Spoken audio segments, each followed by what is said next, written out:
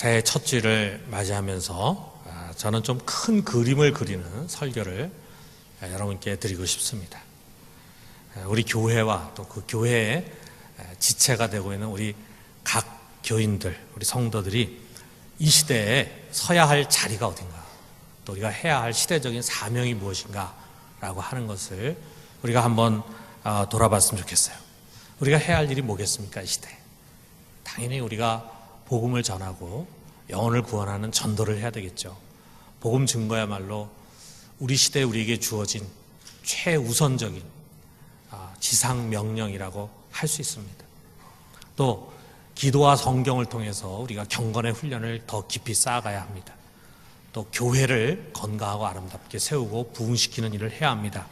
그 중요성은 아무리 강조해도 지나치지가 않습니다. 아마 여기엔 우리 모든 한국에 있는 교회들이 다 공감할 거예요. 그러나 이것만일까? 어쩌면은 이런 것들에 대한 지나친 편협한 강조가 우리 한국 교회를 절름발이로 만드는 원인이 되지 않았는가라는 생각을 갖습니다. 연말에 우리 그리스도인들의 모임, 작은 모임이 있었습니다. 거기서 한 신학교 교수님이 우리나라 원자력 발전소의 문제가 무엇인가를 아주 일목요연하게 또 신학적인 관점을 가지고 설명을 했습니다. 그러자 이제 한 목사님이 질문을 했어요. 정말 제가 잘 알지 못했던 부분을 교수님의 설교를 통해서, 강의를 통해서 듣게 됐습니다. 정말 감사합니다. 그리고 이게 원자력 발전소에 이런 문제들이 있었고 또 우리가 이런 부분에서 좀 변화돼야 되겠구나 하는 그런 시각을 갖게 됐습니다.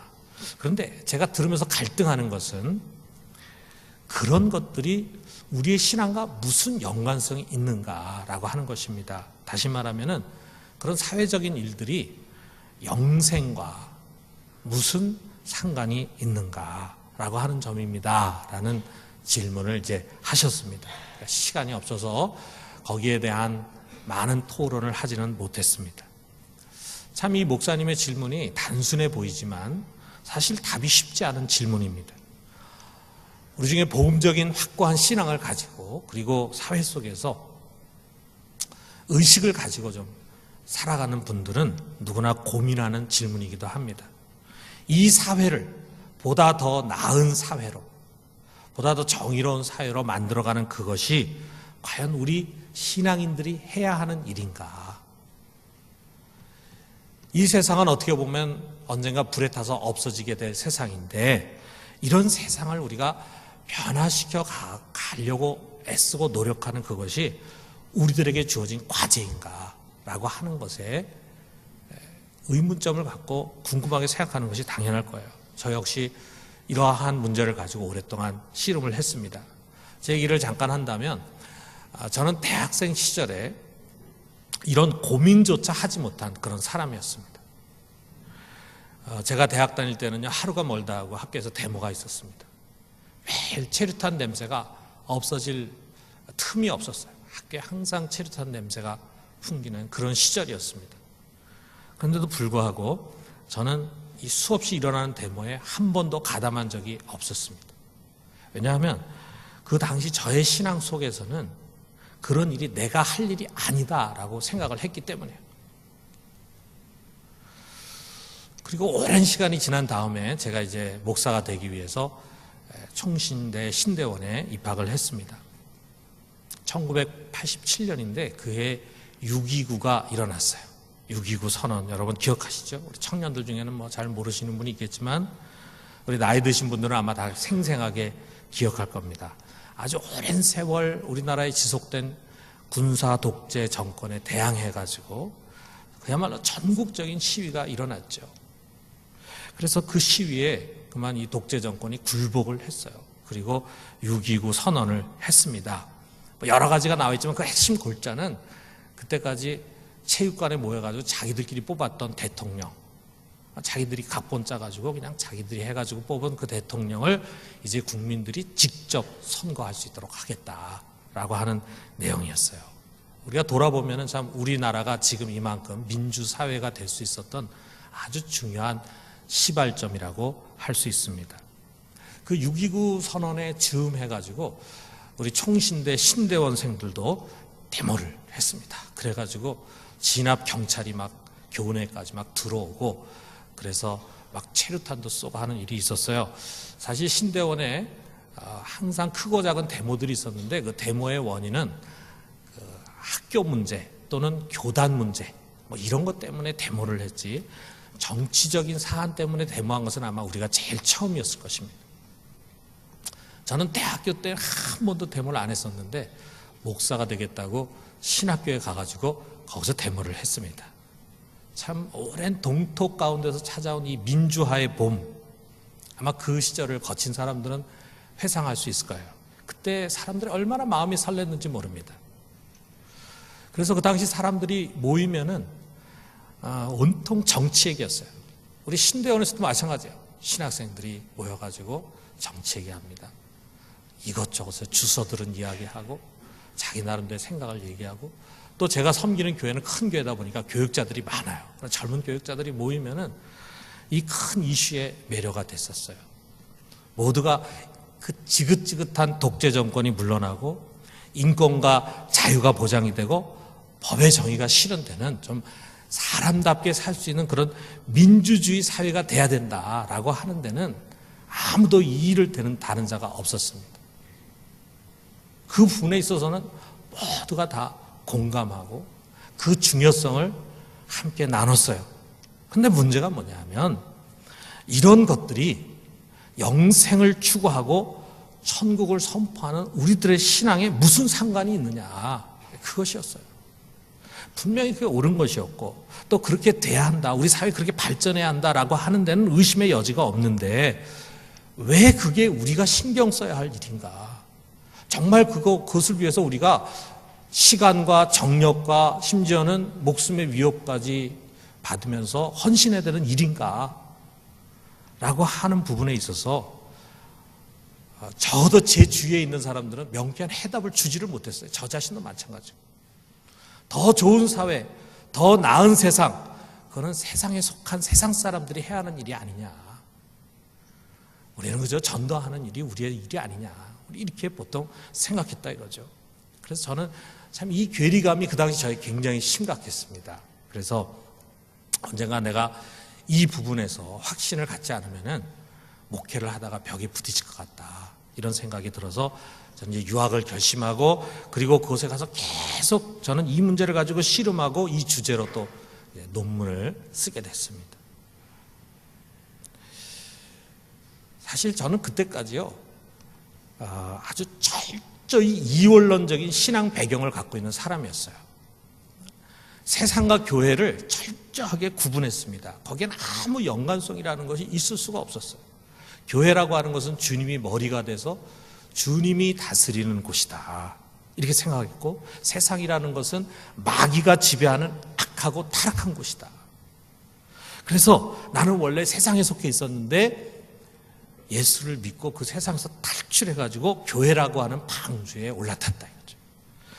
그리고 이 세상은 이제 곧 멸망하게 될 세상이니까 거기서 우리가 할 일이라는 것은 전도밖에 없다, 이렇게 생각을 했습니다. 마치 우리가 영화에서 본 것처럼 빙산에 부딪혀가지고 가라앉는 타이타닉호와 같다, 세상은 이와 같다, 이렇게 생각했어요. 여러분 영화에서 본 기억이 날 거예요. 이 배는 이제 곧 가라앉게 돼 있습니다. 그러니까 뭐 더 이상 배에 신경을 쓰고 자시고 할 필요가 없어요. 여기서 우리가 할 일은 하나밖에 없어요. 구명보트에 사람을 태워가지고 구조하는 일입니다. 아직 배에 남아있는 사람을 어떻게든지 빨리 구명보트에 옮기고 또 물에 빠진 사람 구명보트에 옮기고 이렇게 해가지고 이들을 건져야 한다 이거죠. 이들을 건질 구조선은 교회입니다. 그리고 그 구조선의 선장은 우리 주님이십니다. 그래서 우리가 해야 할 일은 유일하게 이들을 전도해가지고 살리는 일이다. 그렇기 때문에 이제 곧 침몰하게 될 세상에 미련을 가지지 말라. 참 제가 청년 시절에요, 많은 목사님들이 참 그렇게 가르쳤습니다. 그래서 믿음이 좋은 청년이 있으면 다 그 목사가 되라 그랬어요. 신학교 가라 그랬어요. 믿음이 좋은 사람은 100이면 100 다 신학교를 가야 된다. 세상 직업을 가지고 세상 일을 하면서 시간과 정력을 허비해서는 안 된다. 주님이 오실 날이 임박했는데 안 믿는 사람을 구원해야지 다른 데 눈 돌릴 틈이 어디 있느냐, 이렇게 가르쳤다. 그러니까 이런 가르침에서 여러분 갈 데가 어디겠습니까? 신학교로 가야죠. 그래가지고 신학교가 그냥 끊임없이 미어 터졌습니다. 신학교 들어가는 게 그렇게 힘들어요. 어떻게 보면 서울대 들어가는 것보다 더 힘들지 모르겠어요. 7수, 8수, 9수까지 하는 사람도 있습니다. 자기는 목회자로 부르심 받았는데 시험 쳐봐야 계속 떨어지는 거예요. 물론 하나님 또 부르심 받고 또 목회적인 은사가 있는 사람들은 계속해서 신학교를 가야죠. 그런데 이런 철저한 이원론적인 가르침의 영향을 받기 때문에 신학교가 미어터진다라고 하는 것은 사실 건강한 것이 아닙니다. 이런 이원론적인 가르침이 한국 교회의 주류였어요. 아마 아직도 그렇다고 해도 과언이 아닐 것입니다. 여러분, 이것은 하나님 나라를 선포하는 복음에 대한 아주 편협한 이해입니다. 예수 그리스도는 세상을 버리기 위해서 오신 것이 아니라 세상을 바로잡고 다스리기 위해서 오신 것입니다. 우리가 오늘 그런 관점을 가지고 이 말씀을 한번 들여다봐요. 여기 보면은 20절에서 그리스도의 부활과 승천이 언급이 되고 있습니다. 하나님은 그의 능력으로 그리스도를 죽은 자 가운데서 살리시고 그리고 하늘에 올려서 자기 우편에 앉히셨어요. 그 결과가 뭐냐? 여기 21절에 나오는데 모든 통치와 권세와 능력과 주관과 이 세상뿐 아니라 오는 세상에 일컫는 모든 이름 위에 뛰어나게 하시고 그랬어요. 이 말은 무슨 말이냐면 예수님께서 마태복음 제일 마지막 장에 말씀하신 것처럼 하늘과 땅의 권세를 가지셨다. 빌립보서 2장에서도 같은 내용이 나옵니다. 그래서 하나님께서 그를 높이셔가지고 모든 자들이 그 발 아래 무릎 꿇게 하셨다 그랬어요.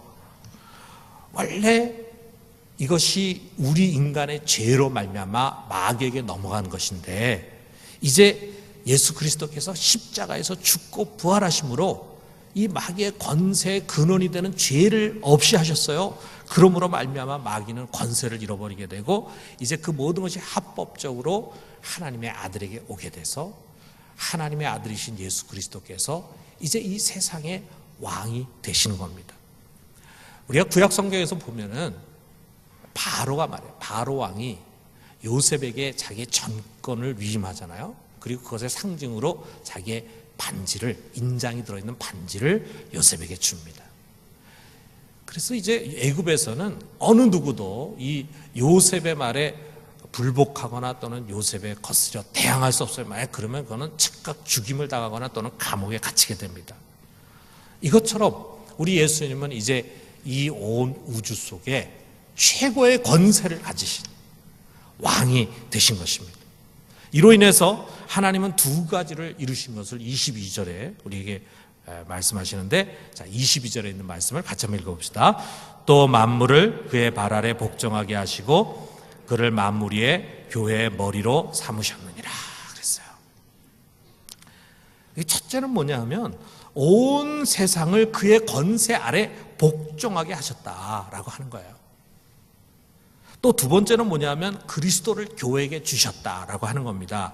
여기 지금 우리 교회, 우리 그 성경에 보면은 교회 머리로 삼으셨느니라 이렇게 번역이 되어 있는데 우리 정확한 번역이 아닙니다.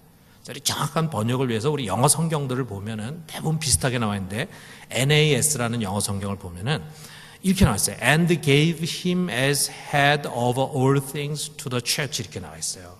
이걸 우리가 직역하면은 그를 만물 위의 머리로서 교회에게 주셨다. 우리는 교회 머리로 삼으셨다 그러는데 정확한 번역은 만물 위의 머리로서 교회에 주셨다. NIV 성경은 교회를 위해서 주셨다. 이렇게 번역이 되는 것이 더 정확한 번역입니다.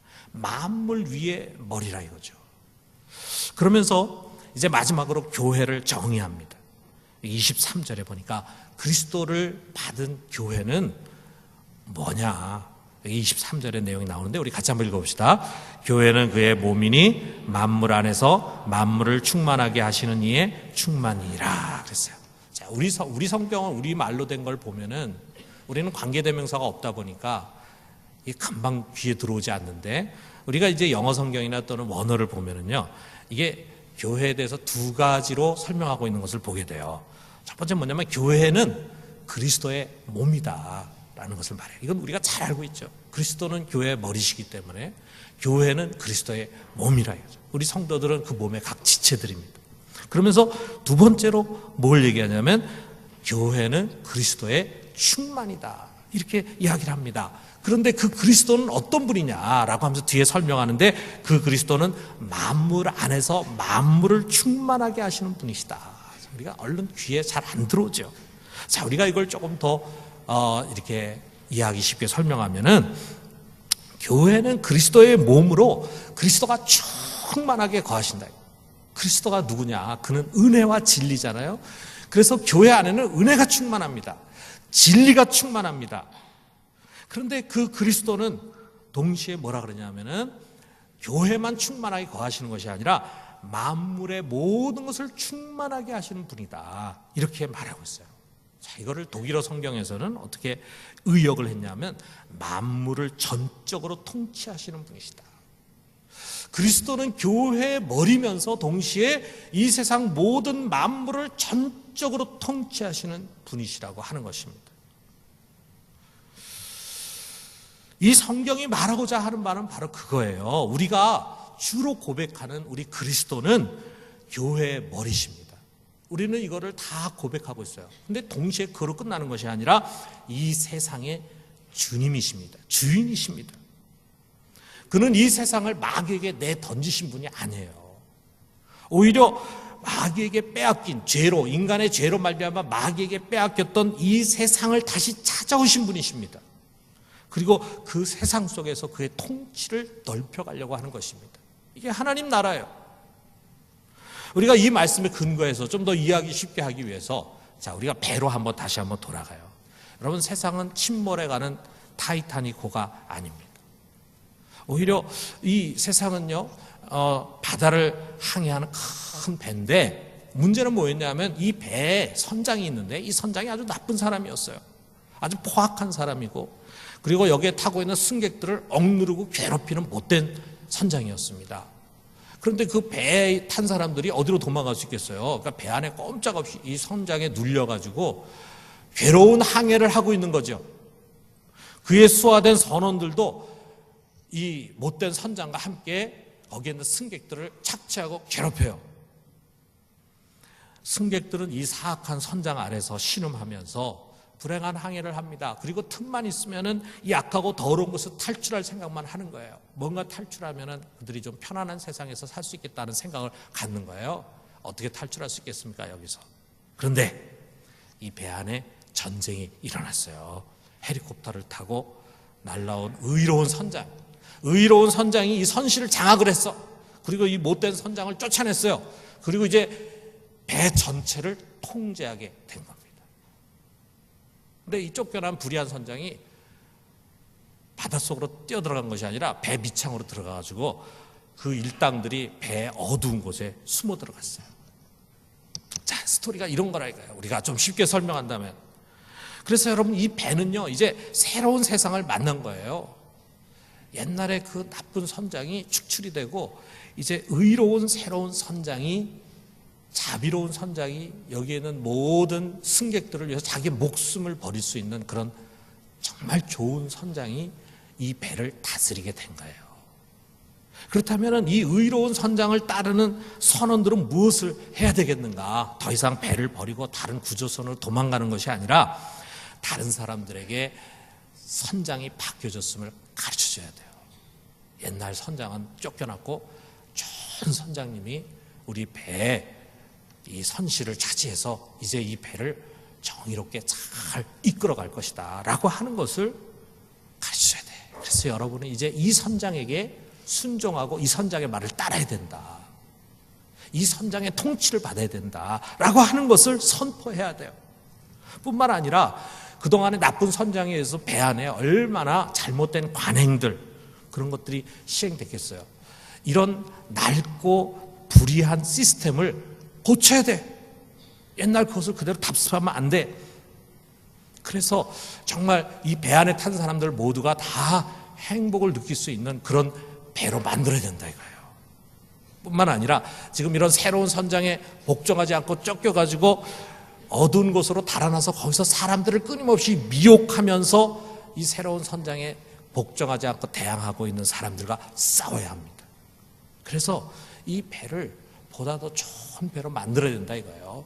그렇다면 이 배에서 이렇게 행복하게 사는 것이 우리의 소망이냐? 그것이 아닙니다. 우리의 소망은 이 배에 있는 것이 아니에요. 언젠가 우리 하나님께서 예비하신 안식의 항구에 도달하게 될 거예요. 거기서 우리가 영원히 사는 것이 우리의 소망입니다. 그리고 그날이 되면은 이 배에서 여전히 새로운 선장에게 순종하지 않고 불순종하고 거스리고 거역하고 대적하던 자들은 심판을 받게 될 것이라 이거예요. 여러분, 이것입니다. 하나님 나라가 도래했어요. 예수 그리스도가 우리의 죄를 없애기 위해서 십자가에서 죽고 부활 승천하셔서 세상과 만유의 통치자가 되셨습니다. 본래 우리 하나님 아버지께서 만드신 온전한 창조 세계였어요. 그런데 죄로 인해서 이것이 너무나 왜곡이 되고 타락이 되고 더러워졌습니다. 그리고 아직도 여전히 복종하지 않는 자들이 있습니다. 이것을 히브리서 2장 8절에서 잘 가르치고 있는데, 여기에 뭐라고 되어 있냐면, 만물을 그 발 아래 복종하게 하셨느니라 하였으니 만물로 그에게 복종하게 하셨은즉 복종하지 않는 것이 하나도 없어야 하겠으나. 그렇잖아요. 하나님이 그를 왕으로 세우고 최고의 주권자로 세웠으면 마땅히 다 복종해야 되는데, 그 다음에 뭐라 그랬냐면, 지금 우리가 만물이 아직 그에게 복종하고 있는 것을 보지 못하고, 분명히 그가 왕인데도 불구하고 아직 만물이 그에게 복종하지 않고 있어요. 복종하지 않는 사람들이 너무나 많습니다. 그를 모르는 사람, 그를 대적하는 사람, 그를 박해하는 사람들도 세상에 너무나 많아요. 이것이 지금 우리가 살고 있는 이 시점입니다. 여기서 우리의 역할이 무엇이냐? 우리의 역할은 이 세상이 악하다고 담을 쌓고 도피하는 것이 아닙니다. 세상을 그저 세상 사람들에게만 맡기는 게 아니에요. 나는 여기에 속해 있지 않으니까 너희가 알아서 이 세상을 발전시키든지 말든지, 그걸 위해서 피를 흘리든지 말든지, 그것은 너희 일이다. 이게 아니라 이거예요. 오히려 세상 사람들은 자기의 참 주인이 누군가를 모릅니다. 그 참 주인의 뜻이 무엇인가를 모릅니다. 그렇기 때문에 그 모든 것들을 그에게 허락하신 그 주인의 뜻에 합당한 모습으로 세상을 만들어가지는 못해요. 그것을 아는 것이 뭐냐? 바로 교회고 우리 그리스도인들입니다. 우리에게는 만유의 주인이신 하나님의 뜻이 계시가 됐어요. 인간의 지식과 지혜로 이것을 알 수가 없는데, 지혜와 계시의 영인 성령께서 우리 안에 임하심으로 우리의 영의 눈을 열게 하셔서 그리스도 안에 감춰져 있는 하나님의 비밀을 보게 해주셨어요. 알게 해주셨어요. 그 예수 그리스도 안에 이 세상의 모든 것이 속해 있다고 하는 것을 깨닫게 해주셨어요. 그것을 향한 아버지 하나님의 뜻이 무엇인가 하는 것을 우리로 하여금 말씀을 통해서 알게 해주십니다. 그래서 여러분, 우리가 이제 마지막 전체를 종합해서 보면은 교회와 세상과의 관계가 있는데, 교회와 세상이 무관한 것이 아니라 이런 관계를 가지고 있는데, 여기 여러분 그림을 한번 잘 보세요. 세 개의 원이 있습니다. 제일 가운데 작은 원이 있고 중심 원이 있고, 그 다음에 또 작은 원이 있고 큰 원이 있어요. 제일 가운데는 예수 그리스도입니다. 그는 모든 만물의 만유의 중심이 되십니다. 그는 교회의 머리십니다. 동시에 이 세상의 주십니다. 맨 바깥에는요 세상이 있어요. 그 세상을 상징하는 가장 핵심적인 것이 바로 국가라고 하는 것입니다. 그리고 그 국가는 예수 그리스도와 무관한 것이 아니라 그 국가의 주인은 바로 우리 주님이십니다. 모든 정사와 건세의 주인이 되시고 그것을 나눠주시는 이는 우리 주님이십니다. 교회는 국가와 달리 은혜와 진리가 충만한 곳이고 세상과는 분명히 구분되는 곳입니다. 그러나 교회에 중요한 역할이 있는데, 교회는 세상과 예수 그리스도 사이에 있으면서 예수 그리스도를 통해서 참된 진리를 배우고 그것을 세상에 알려줌으로써 세상으로 하여금 자기의 주인의 뜻에 합당한 모습으로 변화돼 가도록 도와야 할 책임이 있습니다. 이것이 바로 우리 교회가 갖고 있는 선지자적인 사역입니다. 어떤 사람들은 이런 말 할 거예요. 이 세상이 언젠가 불에 타서 없어지게 될 텐데 이 없어질 세상에 우리가 그렇게 우리의 시간과 삶을 투자해야 되느냐, 이렇게 아마 이야기하는 사람이 있을 거예요. 맞습니다. 베드로후서 3장 13절에 보면은 분명히 그 말씀이 있어요. 그 날에 하늘이 불에 타서 풀어지고 물질이 뜨거운 불에 녹아지려니와. 그렇습니다. 여러분, 이 세상은 언젠가 불에 타서 풀어지고 녹아 없어질 것입니다. 그렇다고 해서 우리가 세상을 아무렇게나 대해도 되고 세상에 무관심하고 아무 상관없이 살아도 된다라고 하는 의미가 아니에요. 여러분, 한번 우리 몸을 한번 생각해보세요. 몸. 이 몸이 영원히 갈 몸입니까? 이 몸이 하나님 나라를 유업으로 이을 몸입니까? 아니잖아요. 이 몸이라는 거 여러분이나 저나 이제 앞으로 몇십 년 뒤면은 다 늙고 뿐만 아니라 이제 죽으면은 땅속에 들어가 썩어 없어질 유한한 존재예요. 그러면은 이 몸이 유한한 존재니까 이제 없어질 거니까 흙으로 돌아갈 거니까 무가치하니까 함부로 대해도 되느냐? 영은, 이 몸 안에 있는 영은 영원히 갈 것이 고결한 것이니까 그 영은 소중하지만 육신을 함부로 대해도 되는 거냐? 그게 아니라 이거죠. 그렇게 가르치는 사람들이 있는데 그들이 뭐냐면 바로 그리스 헬라의 이원론적인 철학입니다. 그리고 거기에 가장 영향을 많이 받은 영지주의가 초대교회의 가장 교회에 악을 끼친 이단이었습니다. 이들이 가르치는 게 뭐냐면 바로 그거예요. 눈에 보이는 이 몸, 육체는 유한하고 악하다 이거죠. 그렇기 때문에 이 없어질 몸을 학대하면 학대할수록 영은 더 고결해진다. 그래서 고행을 강조하는 거예요. 몸을 학대해. 이 몸을 감옥이라고 생각해. 몸을 더럽다고 생각해. 그래서 이 몸을 오히려 고생시킴으로 인해서 영이 고결해진다. 이렇게 가르쳤다 이거예요. 여러분, 이건 성경적인 가르침이 아닙니다. 성경은 뭐라 가르칩니까? 하나님께서 우리에게 주신 이 몸이 비록 유한하지만 그러나 하나님이 주신 귀한 몸이니 이것을 잘 보양하고 잘 관리해야 된다. 건강을 잘 관리해야 된다. 병들지 않게 해야 된다. 이게 하나님의 뜻이라 이거죠. 이처럼 여러분, 세상도 언젠가는 불타 없어질 것입니다. 그렇지만 언젠가는 없어지는 유한한 것임에도 불구하고 그 세상을 소중하게 보존하는 것이 이 시대를 살아가고 있는 우리 그리스도인들의 책임이라고 하는 것입니다. 그러므로 여러분, 우리는 우리가 사는 환경을 잘 보존해야 합니다. 유해한 물질로 땅과 하늘이 오염되는 것을 막아야 합니다. 우리는 절제하는 삶을 통해서 쓰레기 양을 줄이고 그리고 에너지를 절약함으로 그런 일에 동참을 해야 돼요.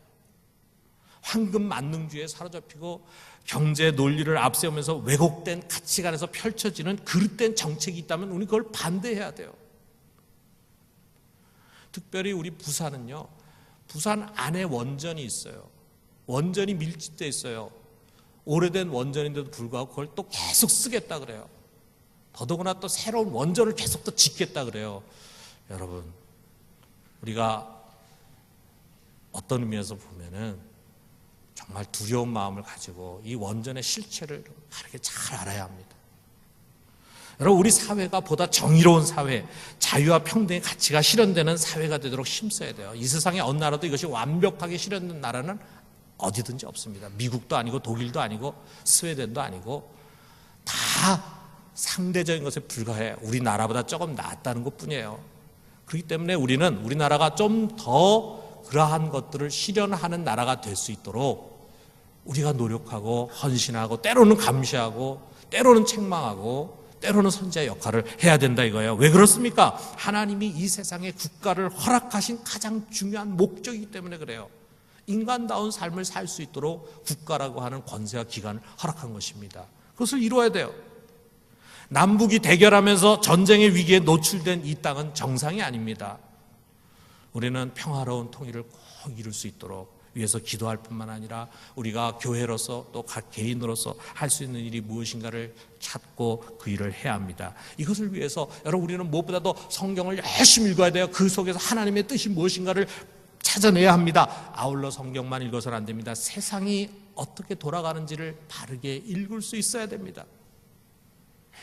세상이 어떻게 돌아가는가에 대해서 무심하고 알지 못하고 무지한 것을 신령한 것처럼 생각하는 것이 잘못된 거예요.